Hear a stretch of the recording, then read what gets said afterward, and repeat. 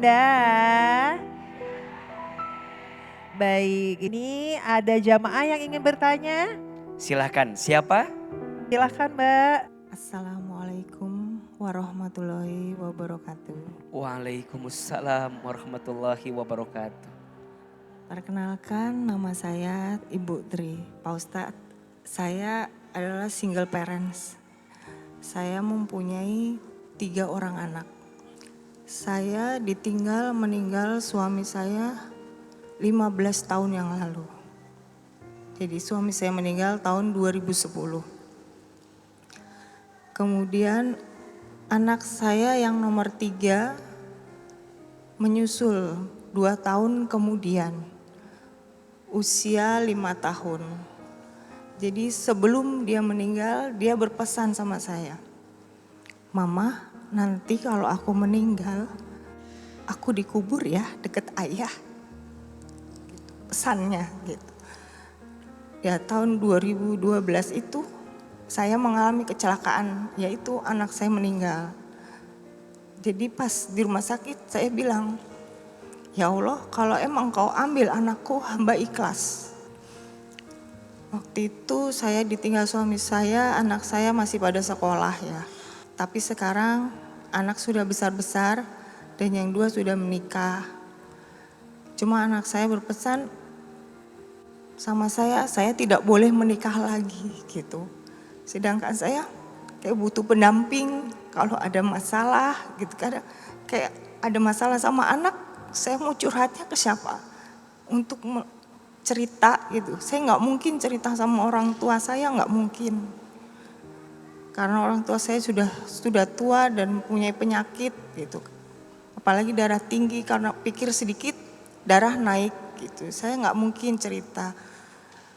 Ya itulah, jadi saya kadang takut sama anak saya gitu.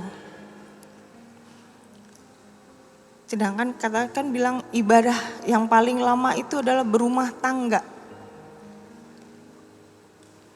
Jadi di sini saya minta pendapat AA bagaimana. Terima kasih.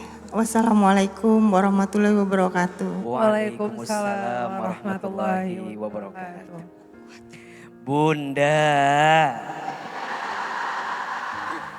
pertama, kematian dan kehidupan itu Allah yang genggam. Betul? Kematian itu tidak bisa dimajukan, nggak bisa dimundurkan. Yang punya ketentuan adalah Allah Subhanahu wa Ta'ala. Maka untuk suami yang telah kembali, doakan. Untuk anak yang juga sudah kembali, doakan. Tidak ada yang namanya kehilangan. Yang ada hanyalah Allah memberikan waktu kepada kita untuk berpisah sementara. Jika tujuannya adalah surga, pasti ketemu lagi. Setuju? Yang kedua, ibu setelah ditinggal oleh pasangan dan jika ada kesempatan dan jodoh datang, maka tidak ada ketentuan yang membuat kita tidak boleh menikah lagi. Justru jika jodohnya ada, kemudian ketentuannya ada dan ketemu, saya kira tidak ada salahnya membuka hati untuk bisa mendapatkan pendamping lagi. Dan anak A tidak mengizinkan, tidak harus izin anak. Tapi sebaiknya nanti jika ada laki-laki yang menginginkan ibu, jangan hanya mencintai ibu, tapi juga dia harus nerima anak ibu. Karena mohon maaf, kenapa saya tegaskan kalimat ini? Karena banyak yang menikah dengan ibunya, ibunya punya anak, cinta hanya sama ibunya, dia gak mau ngaku anaknya. Ada gak yang begitu? Kok kayak tertekan gitu yang di sini? Maka ibu harus komitmen. Ibu nanti bertemu dengan sosok laki-laki, bilang sama dia, kalau engkau menikahiku, engkau bukan hanya menerima aku, tapi juga engkau harus menerima anak-anakku. Insya Allah pelan-pelan anak ibu akan nerima.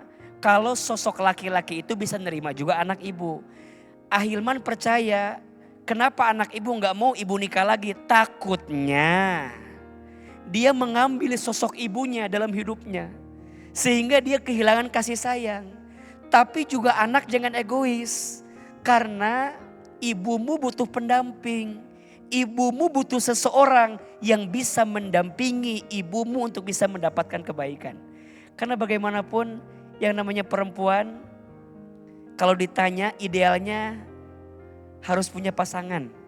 Harus punya pendamping. Bukan tentang status ya. Tapi dia butuh imam. Dia butuh pembimbing. Dia butuh seseorang yang bisa mengantarkan dia mendapatkan kebahagiaan dunia dan akhiratnya. Jadi saya ingin berpesan saja, Bunda, silahkan menikah kembali dengan yang lain. Tapi cari yang baik. Hasbunallah wa ni'mal wakil, ni'mal maula wa ni'man nasir. Semoga ada pesan kebaikan yang bisa Ahilman sampaikan. Insya Allah.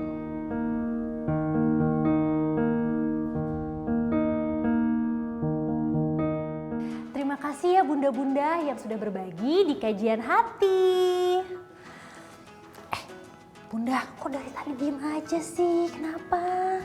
Iya nih Mbak, kepikiran suami aku. Sekarang gampang capek, penglihatannya juga udah mulai berkurang. Bunda nggak usah khawatir, aku punya solusinya.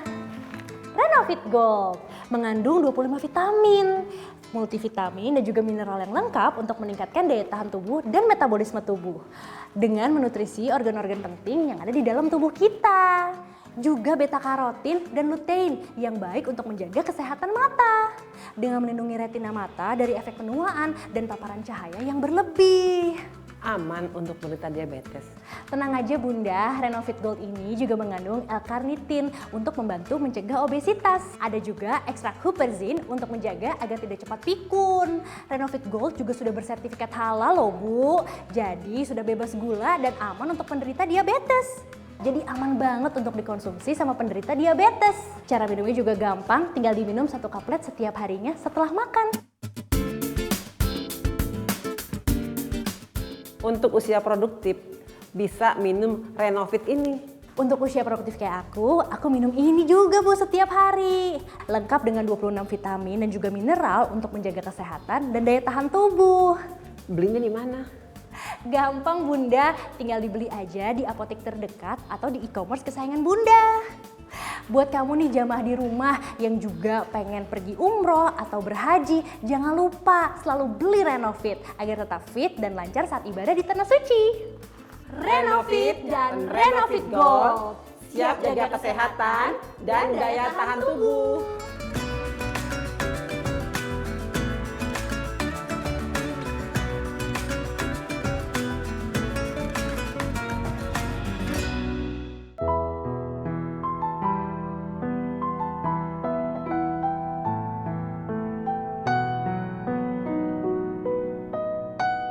Bunda, setiap orang yang ingin masuk surga adalah dia yang berazam dalam hatinya ingin masuk ke dalam surga. Surga itu harus dijemput. Surga itu harus dikejar. Surga itu harus diusahakan. Dunia ini tempatnya capek. Istirahatnya nanti di surga. Dunia ini tempatnya lelah. Istirahatnya nanti di surga. Maka jangan sampai gara-gara ujian dunia harus melemahkan kita, menjatuhkan kita. Ini hanya bagian kecil dari kehidupan kita. Masih ada tujuan kita yang paling tinggi, yaitu masuk ke dalam surganya Allah Subhanahu wa ta'ala. Amalkan doa ini, mudah-mudahan kita diizinkan Allah mendapatkan ridho dan mendapatkan surganya. Allahumma inni as'aluka ridhoka wal jannah wa a'udzubika min sakhatika wan nar. Ya Allah, sesungguhnya aku memohon kepadamu ridhomu dan surga, dan aku berlindung kepadamu dari siksa api neraka. Ya Allah, maafkan kesalahan kami. Berikan kami kesempatan bertaubat sebelum kami wafat. Ya Allah, perbaiki hidup kami sebelum nanti kami kembali kepadamu. Ya Allah, mudahkan langkah kami untuk masuk ke dalam surgamu. Ya Allah, jangan kau simpan dunia di hati kami. Cukuplah dunia simpan di tangan kami. Cukuplah di hati kami hanya Engkau ya Allah. Cukuplah di hati kami hanya Engkau ya Allah.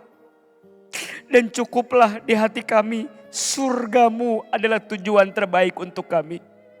Allahumma inna nas'aluka ridhaka wal jannah wa na'udzubika min sakhatika wan nar. Rabbana atina fid dunya hasanah wa fil akhirati hasanah wa qina azabannar. Subhana rabbika rabbil izzati amma yasifun wassalamun alal mursalin walhamdulillahi rabbil alamin. Amin ya rabbal alamin.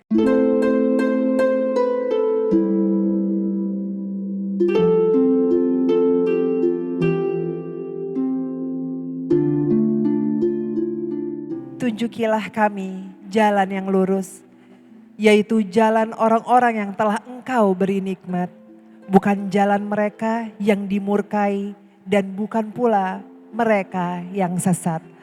Al-Fatihah ayat 6 dan 7. Terima kasih Ustadz Hilman, terima kasih para jamaah yang ada di sini dan terima kasih pemirsa yang ada di rumah. Sampai bertemu di kajian hati selanjutnya. Kajian hati Menangkan